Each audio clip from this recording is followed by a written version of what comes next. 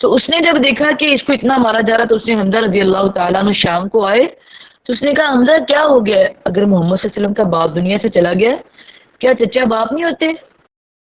تو اس نے کہا کیا ہوا؟ اس نے کہا بہت مار پڑتی ہے محمد صلی اللہ علیہ وسلم کو، کبھی وہ مارتا ہے کبھی وہ مارتا ہے، اور جب میں یہ واقعہ پڑھتی ہوں میں کہتی ہوں اللہ تیری شان ہے۔ اصل میں وہ ہمیں یہ سمجھانا چاہتا ہے کہ جنت جو ہے نا وہ مشکلوں سے انہی راستوں سے گزر گزر کے نا پھر ملے گی۔ اگر میرا پیغمبر جو مجھے سب سے پیارا لگتا ہے، جس کے ساتھ میں سب سے زیادہ پیار کرتا ہوں، جس کو میں نے حبیب اللہ کا لقب دیا، جس کو میں نے ساتویں آسمان پہ اپنے پاس بلایا، جس کی میں نے شہر کی قسمیں کھائیں، جس کی میں نے زندگی کی قسمیں کھائیں، جس کی میں نے چہرے کی قسمیں کھائیں، جس کی میں نے ہاتھوں کی قسمیں کھائیں، اس پیغمبر کو میں اتنا آزما سکتا ہوں تو اے میرے بندو تم کیا ہو پھر؟ پیار تو اس کو ہمارے ساتھ بھی بہت ہے نا۔ وہ قرآن میں کہتا ہے وَإِذَا سَأَلَكَ عِبَادِي أَنِّي فَإِنِّي قَرِيبٌ، کہ جب میرے بندے مجھے بلائیں تو ان سے کہہ دو میں ان کے بہت قریب ہوں۔ 70 مائیں تو ایک عام سی بات ہے، کروڑوں کھربے مائیں بھی اتنا پیار نہیں کر سکتی جتنا میں تم سے پیار کرتا ہوں۔ پیار تو اس کو ہمارے ساتھ بہت ہے، لیکن اس پیار کی شرط آزمائش ہے۔ اس پیار کی شرط جو ہے وہ آزمائش ہے۔ آزمائش پہ پورے اتر گئے تو آپ اس کے قریب چلے گئے۔ ہمارے نبی صلی اللہ علیہ وسلم کو لونڈی کہتی ہے کبھی وہ مارتا ہے کبھی وہ مارتا ہے، اللہ آسمان پہ دیکھتا تھا، کن کہتا فیکون سب کو برباد کر دیتا۔ طائف کی وادی میں اتنے پتھر مارے گئے، کن کہتا فیکون ختم کر دیتا۔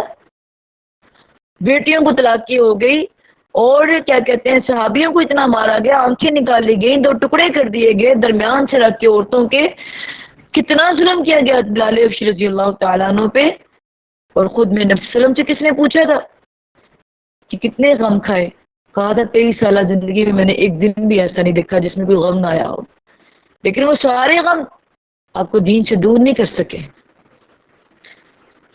تو آزمائش تو شرط ہے اس پیار کی، اللہ کے پیار کی۔ جتنا آپ آزمائشوں میں پورا اتری جاؤ گے اتنا آپ اللہ کے قریب جائی جا رہے، لہٰذا گھبرایا نہ کریں۔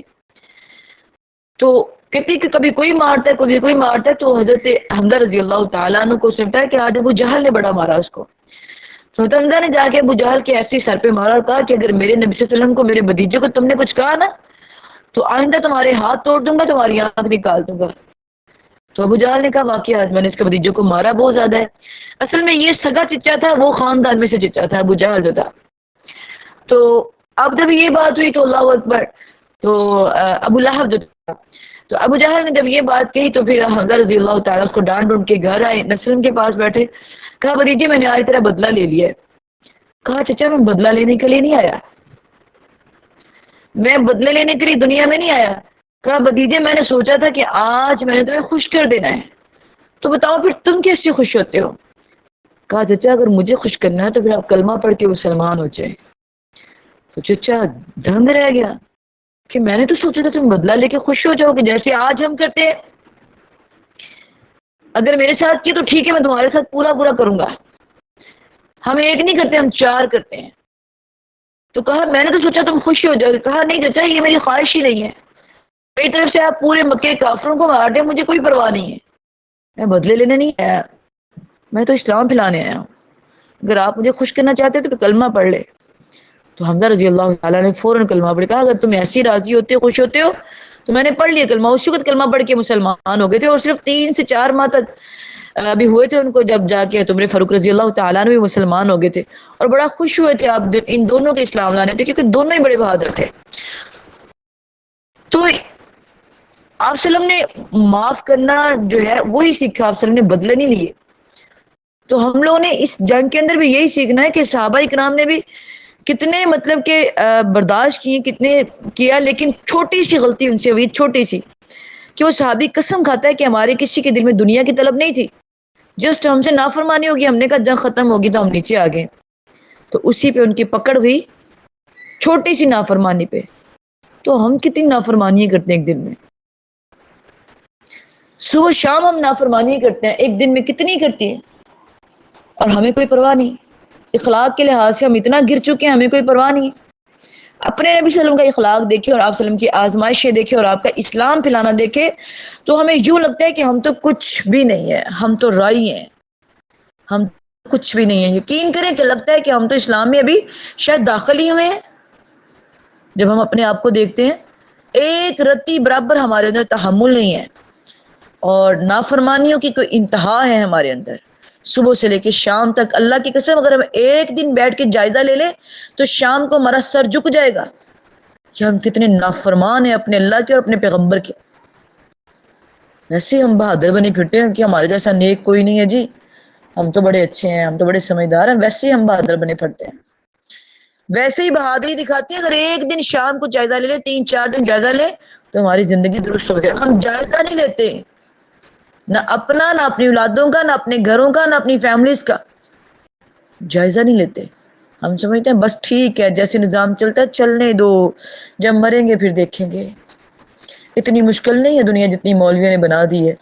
اللہ بڑا مہربان ہے جی، وہ مہربان ہی ہے، اس میں کوئی شک نہیں. لیکن اس نے 2 راستے ہمیں دکھائے ہیں، ایک جنت کا اور ایک جہنم کا. وہ اس لیے دکھائے ہیں کہ کون سا راستہ اختیار کرو گے ادھر ہی چلے جاؤ گے. دیکھیں جنگیں جو ہے نا ہم نے لڑنی نہیں جا کے، لیکن ہم نے ان سے سبق حاصل کرنا ہے کہ اگر وہ پکڑنے پہ آئے تو چھوٹی سی غلطی پہ پکڑ لیتا ہے، معاف کرنے پہ آئے تو بڑی بڑی کر دیتا ہے. تو اللہ ہمیں بھی معاف کرے، اللہ ہمیں بھی عمل کی توفیق دے، اللہ تعالیٰ ہمیں بھی اس جنگ میں سے سبق حاصل کرنے کی توفیق دے کہ صحابہ کرام نے اپنی جانیں دے دی. اپنے ساتھ جو صحابہ نبی وسلم کے سامنے کھڑے تھے، سعد رضی اللہ تعالیٰ عنہ تھے، آپ نے اپنے سارے تلوار نا سعد رضی اللہ تعالیٰ عنہ کو پکڑائے. آپ نے فرمایا سعد تم پہ میرے ماں باپ قربان ہو. سعد صحابہ کہا کرتے تھے اللہ کے نبی ہمارے ماں باپ آپ پہ قربان ہو، لیکن یہ صحابی ایسا ہے فرمایا تم پہ میرے ماں باپ قربان ہو. اللہ اکبر. تو کہتے ہیں کہ مجھے یہ جو جملہ اللہ کے نبی نے کہا نا، پوری دنیا مجھے مل جاتی مجھے اتنا مزہ نہ آتا ہے.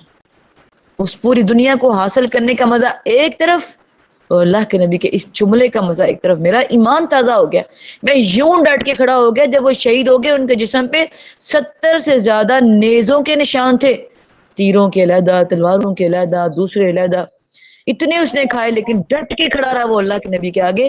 اس نے آپ صلی اللہ علیہ وسلم کو ایک بھی زخم نہیں آنے دیا. اور آج ہم لوگ آپ کے نام پہ زخم آئے، آپ کے کام پہ آئے، آپ کی سنت پہ آئے، نام آئے، بلکہ کیک کے اوپر نام لکھ کے ہم چھری کے ساتھ کاٹ کے کھا جاتے ہیں. ہمارا معاشرہ اتنا گھٹیا ہو گیا ہے.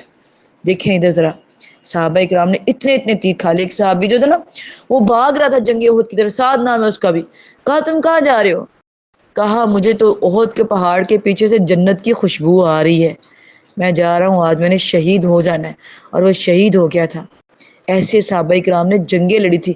دیکھیں مال دینا بھی بہت مشکل ہوتا ہے لیکن وہ بھی ہم دے دیتے ہیں، سب کچھ کر لیتے ہیں، لیکن جان جو ہوتی ہے نا سب سے بڑی چیز ہوتی ہے. عمر فاروق رضی اللہ تعالیٰ عنہ سے سوال کیا تھا آپ صلی اللہ علیہ وسلم نے، عمر تمہیں مجھ سے کتنا پیار ہے؟ انہوں نے کہا کہ اپنے ماں باپ سے زیادہ، اپنی اولاد سے زیادہ.